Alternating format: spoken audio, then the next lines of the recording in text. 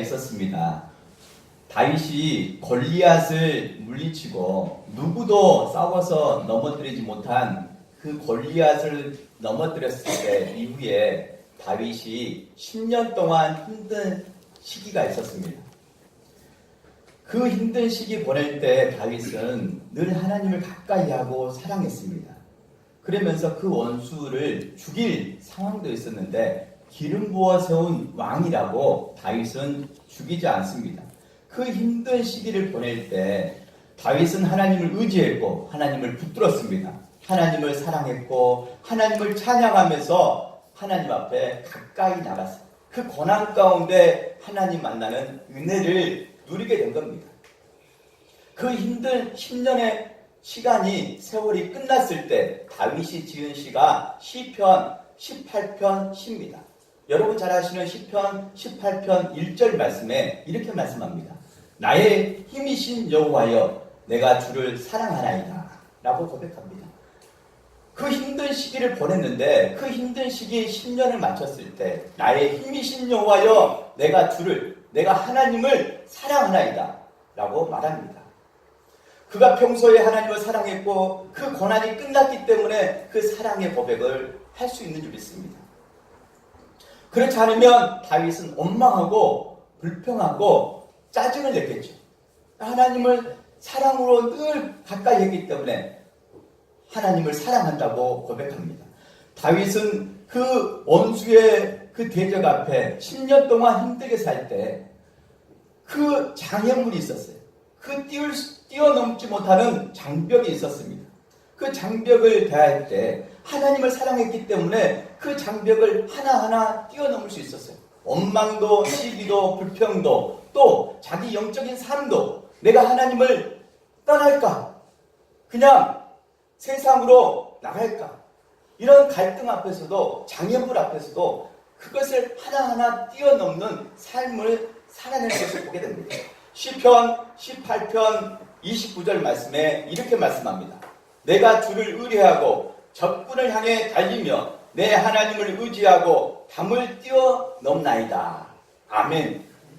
아멘. 아멘. 다윗이 주를 의뢰하고 하나님을 의뢰하고 적군을 향해 달리며 하나님을 의지하고 담을 뛰어넘나이다라고 고백합니다. 장애물, 담을 뛰어넘는다라고 말씀합니다.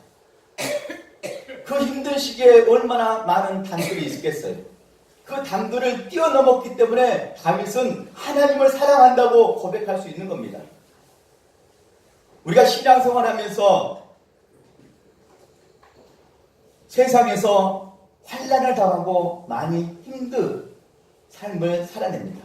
사랑하는 여러분 많이 힘드셨죠? 여러분 누구나 어려운 문제가 있습니다. 예수 믿는 것은 그 담들을 우리 앞에 있는 담들을 뛰어넘는 거예요. 담을 뛰어넘지 못하면 항상 그 자리, 그 마음의 상태입니다. 걱정과 근심이 생길 때 그 담을 뛰어넘어야 됩니다. 두려움이 찾아올 때 그 담을 뛰어넘어야 됩니다. 자기 감정이 나쁘고 불쾌할 때, 시험 들려고 할 때 그 담을 뛰어넘어야 됩니다. 우리 청년들 취업을 준비할 때 힘들고 장래에 소망을 잃어버릴 때가 있습니다. 그럴 때마다 소망을 가지고 그 담을 뛰어넘어야 해요. 예수 믿는다는 것은 우리에게 능력을 주시고 그 담을 뛰어넘을 수 있는 예수님이 능력을 주시고 지혜를 주시고 은혜를 베풀어 주신다는 거예요. 자기 스스로는 그 담을 뛰어넘을 수 없습니다. 그냥 시간이 지나면 잊어버릴 뿐이에요. 시간이 지나면 잊어버릴 뿐이고 다시 그 문제가, 그 감정의 상태가, 자기 모습이 또 반복될 뿐입니다. 하지만 예수님의 마음을 품고 나가는 사람은 가로막고 있는 그 모든 장애물, 영적인 삶에서 그 장애물을 뛰어넘을 수 있어요. 그 장애물을 뛰어넘어야지만 오늘 우리가 예수님과의 교제의 기쁨, 예수님이 나를 얼마나 사랑하시는지, 예수님이 나의 모든 죄를 사하여 주시고 나를 구원의 은혜를 베풀어 주셨을 때 그 은혜는 내가 값없이 받은 은혜지만 예수님이 대가를 치러 주신 은혜를 베풀어 주신 거예요. 그냥 우리는 거저 받은 은혜지만 예수님이 대가를 치러주신 그 희생과 헌신과 섬김이 있었기 때문에, 그 사랑의 모습이 있었기 때문에 우리가 은혜를 입을 수 있는 겁니다. 사랑하는 여러분, 저와 여러분이 예수 그리스도의 마음을 품기를 간절히 소망합니다. 아멘. 너희 안에 이 마음을 품으라고 말씀합니다. 이 마음은 곧 그리스도 예수의 마음이다 라고 말씀합니다. 오늘 본문 말씀 빌립보서 1장 5절 말씀, 2장 5절 말씀 다시 한번 읽겠습니다. 2장 5절 말씀. 너희 안에 이 마음을 품으라. 곧 그리스도 예수의 마음이니. 아멘. 너희 안에, 우리 마음에, 나의 마음에 이 마음을 품으라 라고 말합니다. 이 마음이 어떤 마음이에요? 그리스도 예수의 마음. 그리스도 예수의 마음을 품으라고 말씀합니다. 예수님이 품으신 마음이 무엇이기에 이 마음을 품으라고 말씀하실까? 예수 그리스도의 마음을 품어야 됩니다. 예수 그리스도의 마음을 품지 못하면 예수님의 사랑을 우리가 간직할 수가 없어요. 하나님의 아들 예수님은 하나님입니다. 그 하나님이 육신의 몸을 입고 이 땅에 오신 거예요. 하늘 보좌를 버리시고 이 땅에 오신 겁니다. 이 땅에 오실 때 육신의 몸을 입고 오셨기 때문에 하나님이 사람이 된 사건입니다. 이것을 성육신이라고 말합니다. 뭐라고요? 성육신. 영어로 인카네이션이라고 합니다. 몸을 입고 이 땅에 임하셨어요. 그리고 몸을 입은 그 하나님이 이 땅에 사신 겁니다. 이 땅에 사시면서 낮아질 대로 낮아지셨어요. 비우고 또 비워서 바닥을 칠 때까지 비웠습니다. 버려져도 그렇게 버려질 수 없습니다. 하나님은 예수님을 그렇게 낮추시고 버리시고 비우셨습니다. 철저하게 낮아지게 하셨어요. 그리고 하나님과 동등됨을 취하지 않고 종의 형체를 가져서 비우셨어요. 그리고 십자가에 달리실 때 모든 것이 버려졌습니다. 저주받은 나무에 달리셨어요. 그런 예수님을 이후에 하나님이 높여주십니다. 이후에 하나님이 그 이름을 모든 이름에 뛰어나게 해주셨어요. 9절 말씀에 이름으로 하나님이 그를 지극히 높여 모든 이름 위에 뛰어난 이름을 주사 모든 이름 위에 뛰어난 이름을 주셨어요. 모든 사람이 그 모든 무릎을 예수의 이름에 꿇게 하셨습니다. 그렇게 하나님은 그 아들 예수님을 철저하게 낮아지고 비우고 또 버렸지만 이후에 높여주셔서 그 예수의 이름을 부르는 자가 구원을 얻게 되고 그 예수의 이름을 부르고 선포하는 자가 능력을 얻게 되는 역사가 일어나게 된 겁니다. 베드로는 성전 미문에 앉아있는 태어나서 안진병이었던 나이 때부터 안진병이었던 그 사람을 보게 됩니다. 그 사람은 구걸했어요. 한 푼 주세요 구걸하는 사람입니다. 한 번도 40년 동안 일어난 적이 없어요. 하지만 베드로는 그 성전 미문에서 기도하러 가면서 그 사람을 봤을 때 나에게는 금과 은은 없거니와 나에게 있는 나사렛 예수 그리스도 이름으로 선포하노니 예수 이름으로 선포하노니 일어나 걸으라 라고 선포했습니다. 그냥 예수 이름으로 선포했어요. 일어나 걸으라고 선포했습니다. 그런데 그 안진뱅이가 한 번도 일어난 적 없는 그 안진뱅이가 일어난 거예요. 그러면 성전에 들어와서 성전에 들어본 적이 없는 그가 성전에 들어와서 뛰기도 하고 걷기도 하면서 하늘에 계신 하나님께 찬송을 부르고 영광을 올리는 거예요. 그래서 그것을 보고 있던 사람들이 은혜를 받게 된 겁니다. 아, 하나님이 살아계시구나. 예수 이름을 선포했더니 그 사람이 일어나고 그렇게 하나님을 찬송하구나 보면서 은혜를 받고 다른 사람들도 하나님 아버지께 영광을 돌리게 된 거예요. 예수 이름이 그렇게 높아져서 능력 있게 돼서 역사가 일어나게 된 겁니다. 그런데 예수 그 이름이 능력을 받기 전에 십자가의 능력이 있기 전에 십자가의 그 구원의 은혜가 있기 전에 예수님은 철저하게 낮아졌습니다. 그리고 버려졌어요. 그리고 비울 대로 비워져서 사람들은 그가 하나님의 아들인지 그냥 기적을 행하는 사람인지 잘 구분하지 못합니다. 그냥 기적을 행하는 사람, 그런 사람 정도 아는 거예요. 우리가 지금 성경 말씀으로 기록된 말씀을 통해서 우리가 아니까 하나님의 아들 예수 그리스도를 믿는 거지. 그때 기적을 행할 때는 많은 사람이 예수를 따랐지만 진정으로 그가 구원의 은혜를 베풀기 위해서 십자가 지실 때는 다 도망쳐 버렸습니다. 다 십자가를 피워버렸어요. 십자가 지는 거 이해를 못했습니다. 왜냐하면 십자가 지는 것은 끝나기 때문에, 끝나버리기 때문에 그 왕이신 예수님이 없으면 불안한 거예요. 풍성한 은혜를 줄 수 없는 거예요. 기적의 은혜를 베풀어 줄 수 없는 거예요. 그래서 막달라 마리아가 대단한 신앙입니다. 막달라 마리아가 빈 무덤에 찾아갔을 때 이미 예수님은 끝난 인생이에요.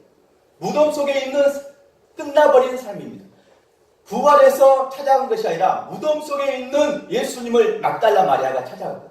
7 귀신 들어서 참으로 불쌍하게 힘들게 산 그 여인이 살아생전에 예수님께 기적의 은혜를 누리고 그 7 귀신이 쫓겨나가고 건강하게 되었거든요. 그런데 예수님이 십자가 못 박힐 때 따라다녔고 무덤에 있을 때 그 여인이 그 무덤까지 간 거예요. 그런데 무덤에 가봤더니 그 예수님이 안 계신 거예요. 입었던 세마포 옷이 벗겨져 있고 예수님이 그 무덤에 계시지 않는 거예요. 그래서 그 막달라 마리아가 제자들에게 가서 달려가서 예수님이 살아나셨다고, 부활하셨다고, 그 무덤에 있지 않다고 알려줬잖아요.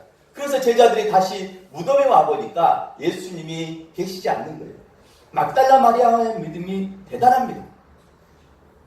그가 예수님이 살아나실 거라고 믿고 찾아갔는지 그냥 예수님이 그리워서 찾아갔는지 그것은 잘 알 수 없습니다. 하지만 뭔가 예수님께 은혜를 입었던 그 여인은 끝나버릴 줄 알았던 그 예수님께 찾아갔을 때 부활의 기쁨을 누리게 됩니다. 예수님의 그 은혜 가운데 우리가 거해야 될 줄 믿습니다. 아멘. 예수님은 십자가의 능력, 십자가의 승리를 말하기 전에 처참하게 낮아졌어요. 낮아질 대로 낮아져서 겸손한 그 마음으로 나가는 것을 보게 됩니다. 3절 말씀 읽어볼까요? 2절부터 읽어보겠습니다. 오늘 본문 2절 말씀 시작. 마음을 같이하여 같은 마음을 가지고 뜻을 합하여 한 마음을 품어. 3절 말씀. 아무 일에든지 다툼이나 소연구하지 말고 오직 겸손한 마음으로 각각 자기보다 남을 낮게 여기고. 아멘. 오직 겸손한 마음으로 각각 자기보다 남을 낮게 여긴다 라고 말씀합니다. 자기보다 남을 낮게 여기는 마음, 이 마음이 겸손한 마음입니다. 예수 그리스도가 품었던 마음은 겸손한 마음입니다. 겸손한 마음은 자기보다 남을 낮게 여기는 거예요. 낮춰서 생각하고 낮춰서 보는 것이 아니라 더 높이 보는 거죠. 남을 대할 때 자기 자신이 얼마나 사랑스럽고 존귀하고 소중합니까? 그런데 자기 자신이 그렇게 소중한 만큼 남을 그렇게 더 높게 보는 거예요. 예수님은 그렇게 우리를 대해 주셨습니다. 예수님은 하나님이시다.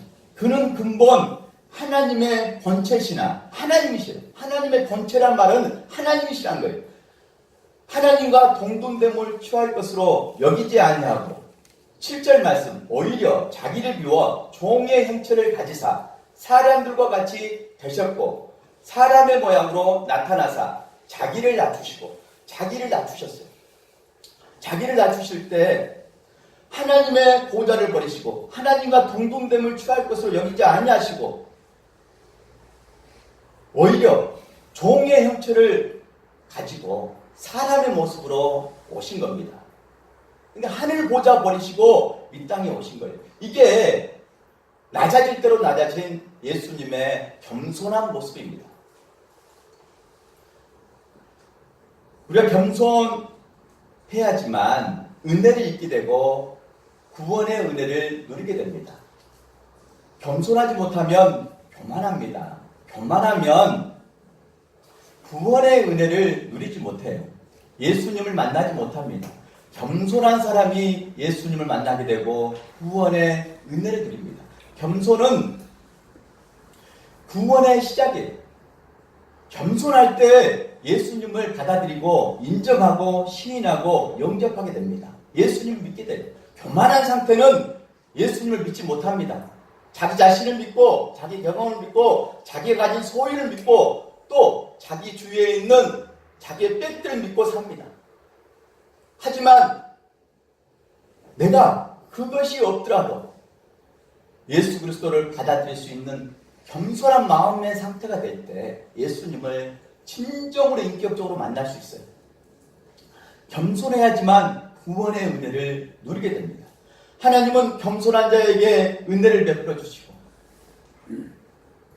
그 자손도 천대까지 복을 누리는 은혜의 복을 부어주시고 하나님께 교만하고 하나님 말씀을 거역하면 그 3, 4대까지 하나님이 은혜의 복을 내려주지 않고 저주를 내린다라고 성경은 말하잖아요. 그래서 언제나 우리의 마음 상태가 겸손한 것이 필요합니다. 우리가 겸손할 수 없는 상태가 있어요. 그런데 예수님을 보면서 우리가 예수님을 보면서 닮아가야 돼요.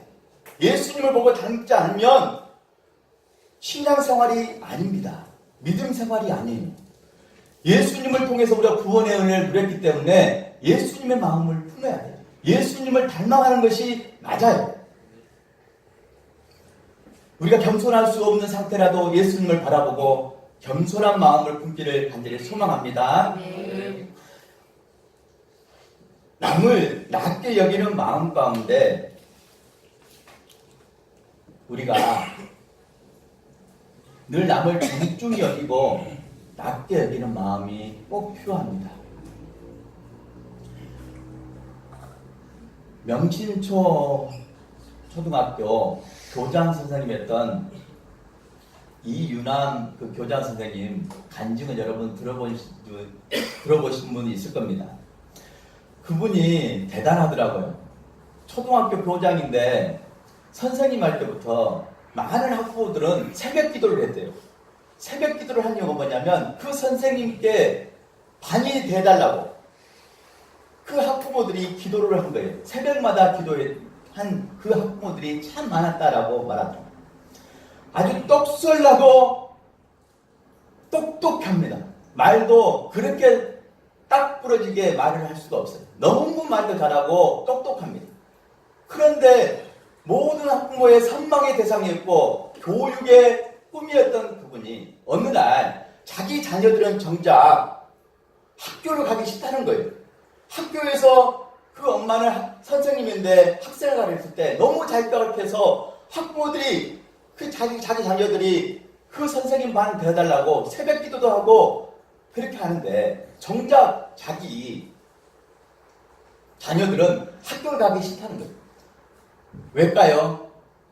그 엄마가 날마다 꾸지람하고 나무란 거예요. 손 씻었니? 숙제했니? 그리고 준비물 찾겠니? 이런 잔소리 하고 또 자녀가 시험을 잘못 듣는데 엄마는 양을 않는 거예요. 그래서 칭찬하지 않는 거예요. 칭찬하지 않았던 그 자녀는 항상 공허함과 외로움이 있었어요. 그래서 고3 되었을 때 그 아들이 너무 착하고 속 한번 섞이지 않고 온유한 그 아들이 학교를 가기 싫다는 거예요. 그리고 그 딸, 그 여동생도 오빠도 학교를 안 갔는데 내가 학교 갈 필요가 뭐가 있어. 그러면서 학교를 가지 않았던 거예요. 그러면서 두 자녀가 너무 착한 두 자녀가 학교를 가지 않으니까 그때 그 엄마가 미쳐버릴 것 같아요. 그 딸은 자기 그 방에서 나오지 않고 벽을 치면서 그 벽을 치면서 나온 그 손에서 나오는 그 피를 온 방에 바르면서 그렇게 저항하고 엄마에게 따지고 힘들게 한대요. 그때 그 엄마가 기도하면서 깨달아요. 아, 내가 자녀를 대할 때 한 번도 사랑으로 칭찬하지 못했구나.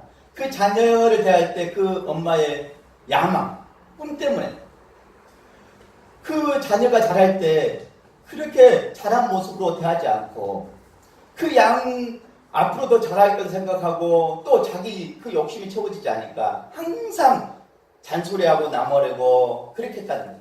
그래서 결과 그 자녀들이 그런 일을 당하게 된 거예요. 그때 이제 이분이 기도하면서 참으로 낮아졌더라고. 겸손해졌더라고. 그러면서 엄마 반성이라는 책을 쓰게 된 거예요. 그러면서 이분이 이제 이후에 완전히 변화된 겁니다. 완전히 변화돼서 여기 보시기 바랍니다. 여기 보세요.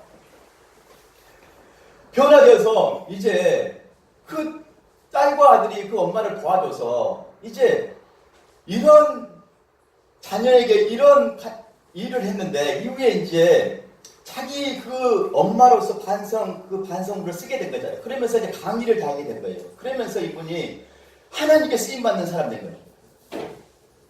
그렇습니다. 우리가 잘하고 있다고 생각하지만 예수님께 비춰봤을 때 그렇지가 않습니다.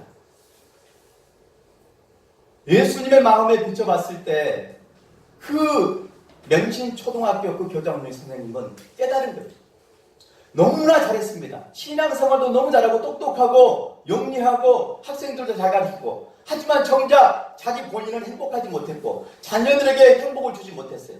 이후에 그가 깨달았을 때 자녀들도 그것을 인정하게 되고 도와주면서 이제 자기 자녀에게 대한 그 상황들 가운데 어떻게 변화된지 그가 전국을 다니면서 강의할 때 정말 저는 와닿더라고요. 너무나 와닿았어요. 은혜도 많이 받았고 또 눈물도 많이 흘렸습니다. 그가 낮아질 수가 없었어요. 너무나 신실하고 새벽 예배도 잘 드리고 하나님을 사랑했고 너무나 열심히 살았고 신실했고 부족한 것이 하나도 없었어요. 하나님을 너무나 잘 믿었던 딸이었습니다. 그런데 높아질 대로 높아져서 있었던 그 마음을 하나님이 알게 해주신 거예요. 자녀들을 통해서 알게 해주신 겁니다. 그러면서 제2의 인생 가운데 그가 다시 한번 자기 자신과 자기 자녀들뿐만 아니라 전국에 있는 세계에 있는 사람 부모들을 깨우고 자녀들에게 용기와 희망을 주는 사람으로 바뀌게 된 거예요. 그게 낮아짐입니다. 낮아졌기 때문에 겸손해졌기 때문에 하나님 그 뜻을 받아들이고 제2의 인생을 살게 된 거예요. 이게 낮아짐입니다. 겸손한 마음. 오늘 우리가 그 낮아진 마음 가운데 예수님은 십자가를 지시고 아버지 하나님 그 말씀에 죽기까지 복종하시고 십자가에 죽으셨다라고 말씀합니다. 8절 말씀 읽어볼까요? 8절 말씀 시작. 사람의 모양으로 나타나사 자기를 낮추시고 죽기까지 복종하셨으니 곧 십자가에 죽으십니다. 아멘. 예수님은 죽기까지 복종하셨습니다. 하나님 아버지의 그 명령에 복종했어요. 복종이란 말은 순종이란 말과 조금 더 좀 강한 그 단어입니다. 순종은 순순히 따르는 것을 말합니다. 복종은 그의 명령에 따르는 겁니다. 저는 복종이란 말을 좀 싫어했어요. 저는 성실하고 착하기 때문에 잘 살고 있기 때문에 누가 저에게 뭔가 이렇게 강요하거나 그러면 잘 못 받아들였습니다. 그런데 저같이 교만한 사람도 없어요. 저같이 남이 뭐라고 말하면 듣지 못하는 사람도 없었습니다. 남들을 위해서 희생할 줄도 몰랐어요. 저는 내 자신의 부분 가운데 이기주의에 너무나 치우쳐 있었습니다. 이런 사람이었어요. 이런 사람인데 제가 예수님을 만나고 이후에 조금씩 삶이 바뀌어가는 거예요. 너무나 신기했습니다. 다른 사람의 말을 받아들이지 못하고 할 때 저가 나쁘게 살았으면 다른 사람이 충고할 때 받아들였을 것 같아요. 그런데 저는 어렸을 때도 착했거든요. 또 부모님 말씀하면 잘 들었거든요. 그리고 제가 해야 될 일을 성실하게 잘했거든요. 잘 사니까 잘하니까 남들이 나에게 뭐라고 말하면 그거 너무 싫었어요. 저에게 뭔가 강요하면 듣기 싫었어요. 잔소리라고 생각했어요. 이런 교만떡을 했어요. 그리고 남을 위한 척하면서 철저히 자기 중심적인 이기주의 그런 사람이었어요. 자기밖에 모르는 사람이었어요. 자기 가정, 내 인생 잘 되는 거 그거 다 했어요. 이런 인생 가운데 제가 점점점 달라졌어요. 낮아질 대로 낮아지고 비워질 대로 비워지고 또 하나님께 고난받을 때까지 고난받으면서 제가 그 순간순간 하나님을 찾게 되면서 그 순간에도 하나님이 나를 사랑하신다. 이것을 깨닫게 된 거예요. 그러면서 그 사랑에 감격하게 되고 눈물을 흘리게 되면서 내가 수없이 반복되는 그 반복하는 죄 가운데 그것을 십자가에 못 박으려고 기도하면서 나갔습니다. 그래도 안 돼요. 바뀌지 않습니다. 자기 본성이 바뀌지 않아요. 자기 본성이 잘 십자가에 못 박아지지 않아요. 너무 힘들었어요. 저는 목회자가 되어서도 힘들었어요. 저는 너무 착하고 성실하고 자기 맡은 일 열심히 하기 때문에 잘 따른다고 생각하기 때문에 자기 이의가 강하기 때문에 이게 처음처럼 깨지지 않는 거예요. 정말 하나님이 나에게 시키실 때 명령할 때 아버지 하나님 앞에 예수님이 복종하셨던 것처럼 그 아버지가 시키는 거 복종하기 위해서 나의 온대로 하지 마시옵고 아버지의 온대로 되기 원한다고 고백했던 그 예수님의 그 기도처럼 예수님이 요한복음 17장 대제사장으로서 아버지 하나님께 기도하는 내용이 있습니다. 요한복음 17장 4절 말씀에 아버지께서 내게 하라고 주신 일을 내가 이루어 아버지를 이 세상에서 영화롭게 하였사오니 라고 말씀합니다. 아버지가 시킨 일 그것을 하는 것을 복종이라고 말합니다. 복종, 죽기까지 복종했다라고 말하는 거예요. 근데 저는 죽기까지 복종하는 그 마음이 안 돼요. 복종이라는 그 단어를 싫어하기 때문에. 근데 하나님이 그것까지 복종하기를 원하는 삶을 저를 인도하신 거예요. 그것이 저에게 주는 고난이었습니다. 고난을 통해서 낮추셨어요. 고난이 아니었으면 제가 낮춰지지 않았을 거예요.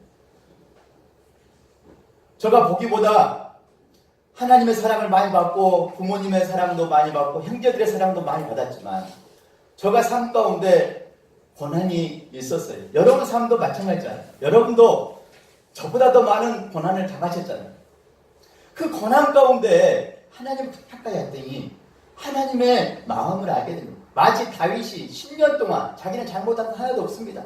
그냥 골리앗 넘어뜨려서 승리한 것뿐이 없어요. 하나님을 사랑하고 하나님 가까이 한 것밖에 없습니다. 그런데 원수가 괜히 시기하고 질투하면서 괴롭히는 거예요. 다윗을 죽이려고 한 거예요. 그 세월이 10년이었습니다. 그때 다윗은 하나님을 가까이 하자. 주를 사랑하나이다. 내가 주를 사랑하나이다. 그 순간순간 장벽이 있고 담이 있었지만 하나님을 의뢰하고 신뢰하는 마음으로 그 담을 뛰어넘었어요. 그랬더니 또 다른 기쁨과 열매로 그를 견고하게 해주신 겁니다. 그 마음을 강하고 담대하게 해주시고 믿음의 사람으로 채워주신 거예요. 그 고난이 유익이 된 겁니다. 저도 그런 시간들 속에서 강하고 담대해지고 더 하나님이 견고해지게 해주셨던 것 같습니다. 고난은 우리가 당하지 말아야 되지만 예수 믿는 사람도 똑같이 고난을 당합니다. 예수 믿는 사람 죽어요. 죽지 않는다고 발버둥 쳐도 죽습니다. 예수 믿는 사람 아파요. 아프지 않으면 좋은데 아파요. 예수 믿는 사람도 어려운 순간 당할 수 있습니다. 예수 믿는 사람은 그 두려움에서 이게 힘을 갖는 거예요. 두려우면 끝나요. 패배합니다. 하지만 예수 그리스도를 나의 구주로 믿기 때문에 나의 전능하신 분으로 하나님으로 믿기 때문에 그 두려움을 물리칠 수 있거든요. 두려움을 물리칠 수 있으니까 이후의 삶 가운데 은혜를 누리게 된 겁니다. 예수 그리스도가 하나님 아버지의 시키는 일에 복종이셨어요. 죽기까지 복종해 주셨습니다. 그리고 아버지 하나님을 영화롭게 해주셨다라고 말합니다. 그렇게 예수님은 하나님 아버지께 복종하는 마음으로 섰습니다. 그리고 십자가를 지셨어요. 십자가를 지셨다는 것은 희생했다는 겁니다. 예수님이 희생당하시는 모습은 자기를 위한 희생이 아닙니다. 전적으로 나를 위한, 인류를 위한 모든 사람을 위해서 희생당하신 거예요. 예수님은 죄 없으신 분입니다. 그 죄 없으신 분이 고난당하지 않아도 돼요. 십자가에 못 박혀 죽지 않아도 됩니다. 그런데 아버지의 뜻이기 때문에 복종하고 그 일을 이루십니다. 그런데 예수님이 이 일을 이루실 때 그 고난이 얼마나 큰지를 아셨잖아요. 그 고통이 얼마나 큰지를 아셨잖아요. 십자가에 못 박히는 것은 가장 저주받은 일입니다. 가장 참혹한 죄를 저지른 사람이 십자가에 달리는 거예요. 예수님이 그 십자가에 달리는 고난을 당합니다. 왜 예수님이 그 끔찍하고 참혹한 십자가를 택했을까? 아버지의 뜻이기 때문에 복종했다는 거죠. 그리고 자기 몸이 아픈 것, 고난당하는, 못 박히는 희생을 치르셨어요. 그 희생이 있었기 때문에 오늘 우리가 구원을 얻게 된 거예요. 예수님의 마음은 겸손한 마음입니다. 예수님의 마음은 복종하는 마음이에요. 예수님의 마음은 희생하는 마음입니다. 너희 안에 이 마음을 품으라라고 말합니다. 사도 바울은 너희 안에 이 마음을 품으라고 빌립보 교회를 향하여서 말씀하는 거예요. 지금 사도 바울은 로마에 있는 가택연금된 상태입니다. 2년 동안 가택연금된 상태로 있을 때 이 빌립보서를 편지를 써서 빌립보 교회에 향해서 보내게 된 거예요. 빌립보 교회는 바울이 개척한 교회입니다. 빌립보 교회는 성도들이 기쁨도 있고 행복했어요. 그리고 그 교회 사람들이 따뜻했습니다. 따뜻해서 바울이 어려울 때 예루살렘 교회에 정말 쓰러져 갈 때 그 교회를 향해서 연보도 거두어서 2번씩이나 바울을 도왔던 교회입니다. 그런 교회 가운데 있을 때 이런 교회 가운데 바울이 편지를 썼을 때 이유가 있을 거 아니에요. 그 이유가 뭐냐면 너희가 기뻐하고 기뻐해야 된다. 또 감사해야 된다라고 하면서 그 교회 가운데 유오디오와 순두계 여인들이 있었는데 그 여인들이 신앙생활하면서 이렇게 받아들이지 못하는 부분이 있었어요. 그래서 빌립보서 4장 2절 말씀에 이렇게 말합니다. 빌립보서 4장 2절 말씀. 내가 유오디아를 권하고 순두계를 권하노니 주 안에서 같은 마음을 품으라. 같은 마음을 품으라고 말합니다. 유오디아와 순두계는 여자분들이에요. 여성분들입니다. 같은 마음을, 주 안에서 같은 마음을 품어라라고 말합니다. 이것을 들었을 때 이미 주 안에서 같은 마음을 품지 못한 부분이 있었다는 거죠. 그래서 기뻐하고 기뻐하라고 말하고 감사하라고 말하는 거예요. 이 상황들 속에서 우리가 나갈 때 빌립보 교회를 향해서 바울이 이 메시지, 이 편지를 쓰게 된 겁니다. 우리가 살아갈 때, 신앙생활 할 때, 세상에서 살 때, 또 교회에서 신앙생활 할 때, 가정에서 살 때, 우리가 꼭 기억해야 될 것은 예수 그리스도의 마음을 품어야 돼요. 다른 사람의 마음은 바뀝니다. 자기 자신의 마음도 믿지 마세요. 하루 자기 자신의 마음이 얼마나 많이 바뀌는지 몰라요. 또 다른 사람 비교하지 마시기 바랍니다. 다른 사람 그렇게 멋지고 아름답게 보이고 그렇지만 그 사람도 속 마음이 하루에 몇 번씩 바뀌는지 몰라요. 사람은 다 그렇습니다. 사람은 다 연약해요. 상황을 보면 다 두려워할 수밖에 없어요. 그 상황을 이길 힘이 없습니다. 하지만 예수 그리스도를 바라볼 때, 예수 그리스도의 품었던 마음을 바라볼 때, 겸손한 마음, 복종하는 마음, 희생하는 마음을 품고 예수 그리스도를 바라볼 때 진정으로 십자가의 능력이 나오는 거예요. 십자가의 능력이 있기 전에 이미 십자가는 저주받은 것입니다. 예수님의 마음, 그 마음을 품고 십자가를 바라볼 때 한 개인의 역사가 일어나는 거예요. 공동체의 역사가 일어나는 거예요. 자기는 변할 수 없지만, 고난 가운데 그 담을 뛰어넘을 수 없지만 예수 그리스도의 마음을 품고 나갈 때 자기가 뛰어넘을 수 있는 거예요. 자기 스스로는 뛰어넘을 수 없습니다. 여러분 생각 잘 해보시기 바랍니다. 항상 반복될 뿐이지 뛰어넘지 못해요. 그 장벽을 뛰어넘고 그 펜스를 뛰어넘는 방법은 뭐냐? 예수님의 마음을 품어야 돼. 예수 이름을 선포할 때, 십자가를 바라볼 때 예수님을 바라봐야 돼. 예수님이 품었던 마음을 품어야 돼. 그 마음을 품지 않으면 우리 생각도, 우리 마음도, 우리 삶도 바뀌지 않습니다. 하지만 이 마음을 품고 십자가를 바라보고 예수 이름을 선포할 때 사람이 바뀌어요. 복음은 그거예요. 복음의 능력은 사람이 바뀐다는 거예요. 은혜를 누리고 기쁨을 누리고 감격을 누리면서 그 사람이 변한다는 거예요. 복음의 능력은 그렇습니다. 사랑하는 여러분, 저와 여러분 모두가 예수 그리스도의 마음 품기를 간절히 소망합니다. 아멘.